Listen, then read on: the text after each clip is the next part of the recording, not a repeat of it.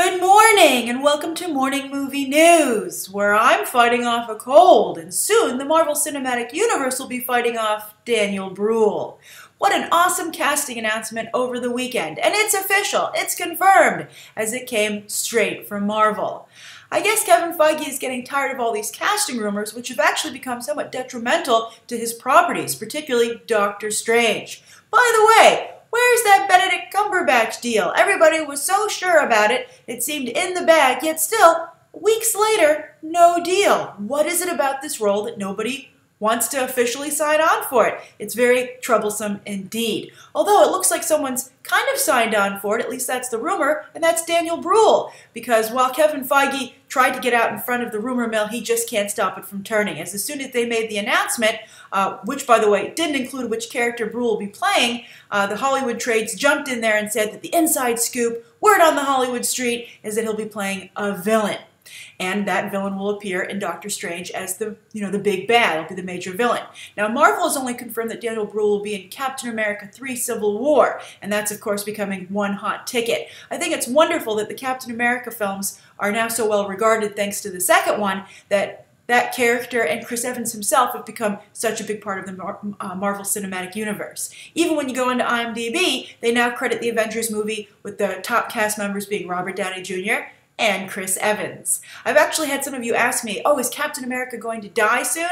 And I think, maybe a year ago before the Winter Soldier came out, a year or so ago, the answer would have been yes, because Chris Evans was like, I want out, I don't want to be an actor forever. But now that he's becoming an actual movie star and is heading up not only, his own solo movies, but now the Marvel Cinematic Universe, I suspect Chris Evans is rethinking those retirement comments. He can always direct on the side, right? So anyway, the Captain America Civil War big ticket also will debut T'Challa, Black Panther, played by Chadwick Boseman. He might show up in Avengers Age of Ultron. We'll see. He has already been cast.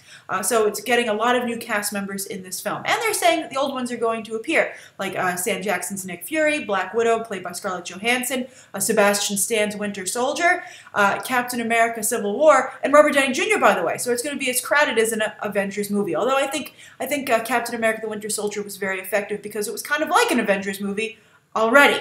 So Daniel Bruhl, back to Daniel Bruhl. He's going to fit in here somewhere. And I'm very excited because, as you might recall from my coverage of Rush, I'm a very big Daniel Bruhl fan. I think he drove away from that movie from Chris Hemsworth. He did a fantastic job, extremely charismatic. I would put him at the same level of Christoph Waltz, another talent to come out of, well, Christoph Waltz is Austrian, Daniel Bruhl is from Germany. He's actually a Spanish-German actor. That's his heritage. If you stay tuned through the end of this episode, there'll be a link to the Daniel Bruhl Talent Watch. But, there have been fans of his, like myself, but we've been small in number, although I'm sure our numbers will become supercharged once he joins the Marvel Cinematic Universe. That said, I'm hoping that he has a good role. A lot of the villains haven't really stuck, with the exception of Loki, and that's because he's become like an anti-hero. But I have high hopes for Marvel's villains going forward. Not Thanos. I'm still not sold on Thanos, but I think Ultron is very compelling, and he looks like he's going to be a full-out villain. Not introduced at the last minute, not just on the side as a joke, like Ronan the Accuser in Guardians of the Galaxy, and not an anti-hero like Loki. A genuine villain, which is what the Marvel Cinematic Universe needs now. So I'm hoping Daniel Bruhl will be deliciously evil. Although I'm wondering what this means for, I have the name down here, because he's not particularly well known. He's like one of those actors when you see him on screen, you're like, oh yeah, that guy, I've seen him around. Well, it's Thomas Kretschmann. He's also a German actor, and he was in the end credit sequence in Captain America, the Winter Soldier, revealing Quicksilver and the Scarlet Witch, and he's playing Baron von Strucker. So his German heritage and Daniel Bruhl's German heritage and their involvement in a Captain America film makes me feel they're going to be playing Nazis. Now, I think it's unfortunate that German actors, when they come here to the United States, have to largely play Nazis. Christoph Waltz suffered the same fate, although suffered is a very loose word, considering he got an Oscar and something of a career here. I don't think he's ever been able to recapture his Inglourious Basterds magic, although he did get another Oscar for, as I've said, playing the kind of the companion role over in Django Unchained, also for Quentin Tarantino.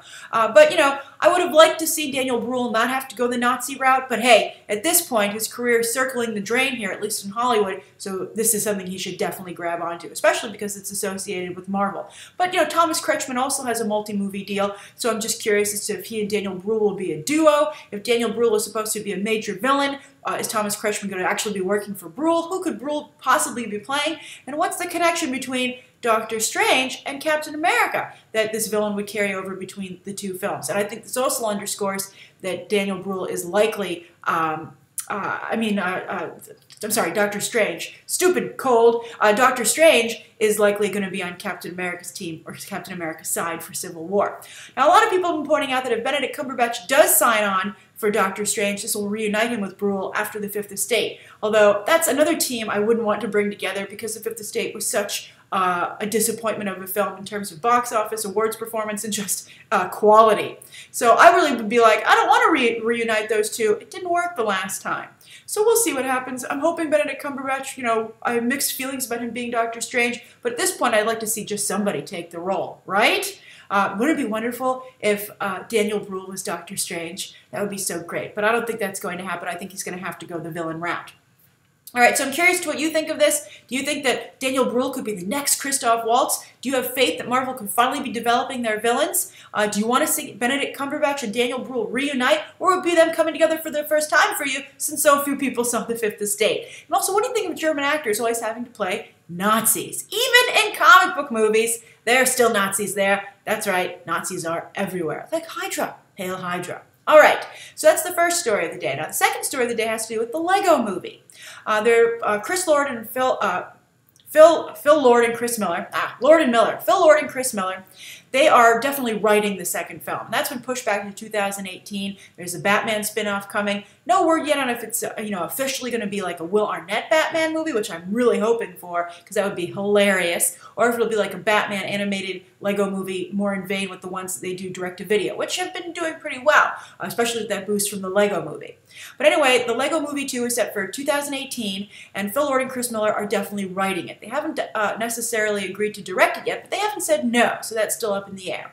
But they've been doing some press out in the UK, I believe, and something that got a lot of traction was the announcement there will be more female characters, female Lego characters in the second film. Now, of course, Wyldstyle was a big part of the first film, and I think Elizabeth Banks did a nice job voicing her. But, she really wasn't a lead. She was the, stereotypical female lead. She was the girlfriend. She was like the hot girl that all the heroes fall in love with, etc., etc. A role we're all very familiar with, in Hollywood movies. And that was fine. I love the Lego Movie. I had no problem with that. And, it's a formula that's effective and works. And not every movie has to, be about girl power. And, that's one of my concerns for the Lego Movie, too. I don't want to see them go in that route. Because I think girl power so far has had very mixed results for the Lego company with their product line. We'll get to that in a moment. But anyway, I'm curious to how you feel first about how adding more female characters to the Lego Movie 2.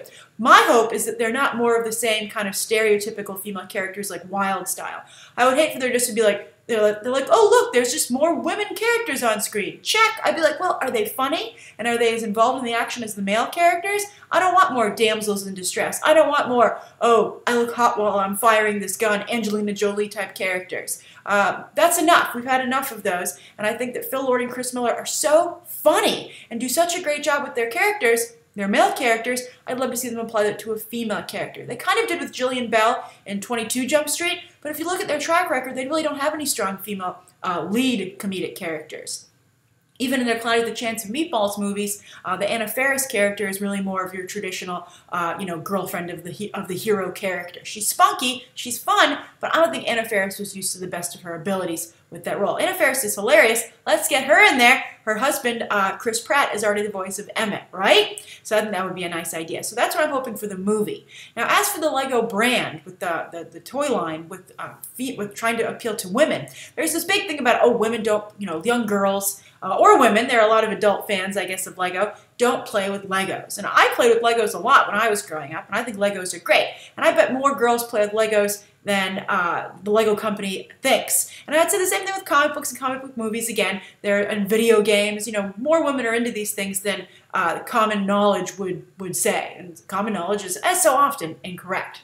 But anyway, Lego's like, you know what? We feel there's more of a girl market out there that we're not getting. let's try and go after it. And they had 2 recent initiatives, as you might recall. They had the Friends line, Lego Friends, and I would hate to see Lego Friends go into the Lego movie, just like I don't want to see Duplo. And I guess they're going to introduce the female characters because Finn's sister, this will be a lot of time will have passed, obviously, since the first movie, so she'll be older, which hopefully will get us out of Duplo territory. But I'm hoping, and this is a scary idea that just occurred to me, you know, these female characters might be from the Lego Friends line, which don't fit in size with the Lego characters from the regular original line. I think as most comic book fans and fanboys and fangirls, I'm a stickler for, you know, things fitting together. I'm one of those people. I would be like Lord Business. I want everything in its place, and I like everything to be done correctly. I'm not one of those freestyle or Wyldstyle builders. I mean, I respect them, but I'm like, you're not the same aspect or size ratio. You cannot be in the same universe. But we'll see.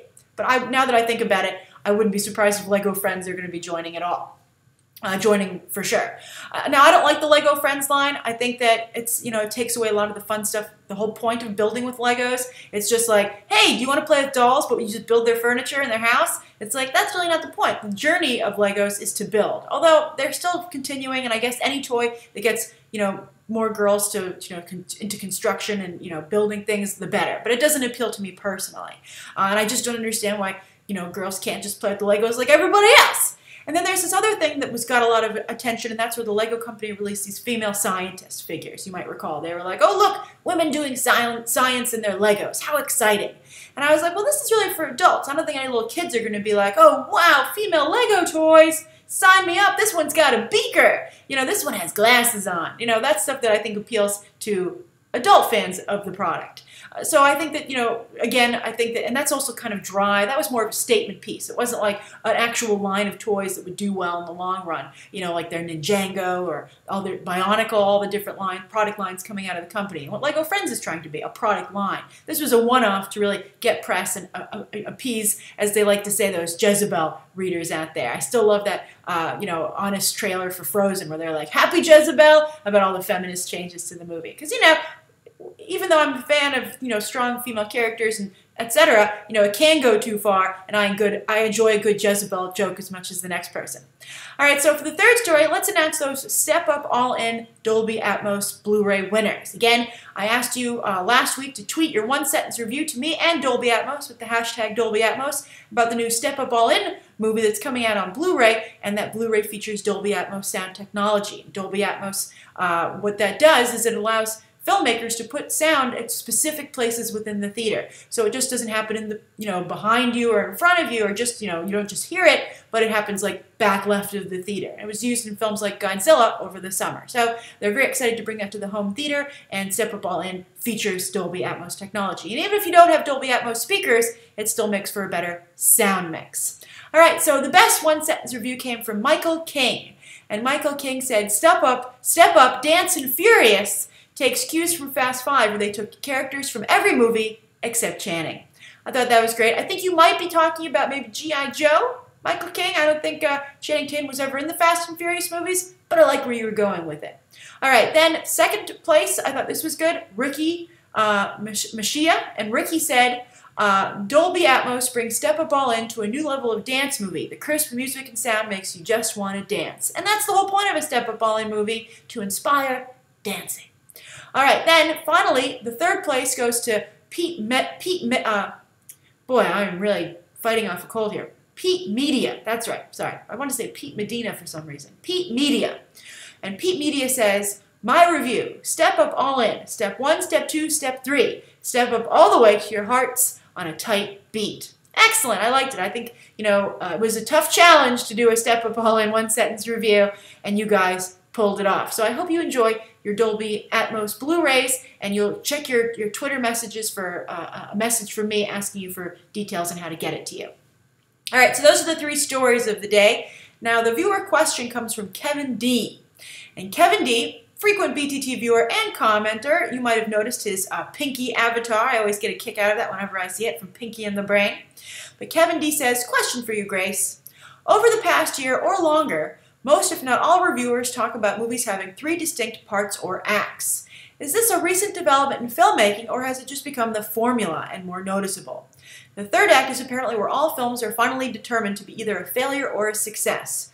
What do you think it takes for a successful third act? Thanks, smiley face. Thank you, Kevin. I love your question. I think it's really appropriate to what we've been discussing. We've been discussing a lot about scripts lately with the blacklist, etc., and that opportunity for aspiring screenwriters. And I want to direct you, I'll talk about this in general, but I want to direct everybody to a website that I found. It's called filmscriptwriting.com. There's a link in the video description, and they have a really good description of the three-act structure, not just the acts themselves, but breaking down each act individually. So you can see what the structure is for a screenplay. Now, to answer your question, Kevin, this isn't a new thing.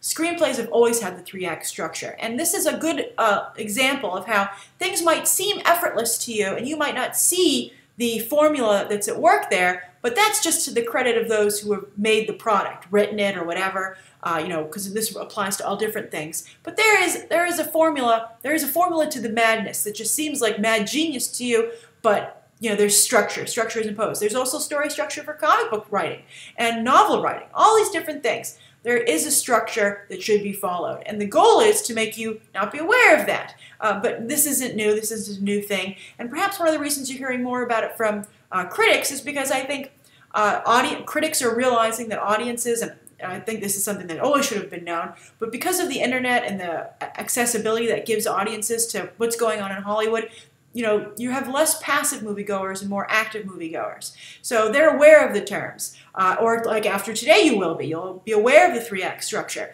So this kind of language can be discussed not just in development meetings in Hollywood and notes from doing the post-edit, not just the insidery, but it can be discussed on the outside with moviegoers in general and reviews. This language can be used because people are more sure that everyone will know what's being discussed. So I'm glad you asked this question today, Kevin, so that you'll be caught up and you can partake in these conversations that are increasingly going on online and between audiences and the media about film. So just a quick understanding of three-act structure.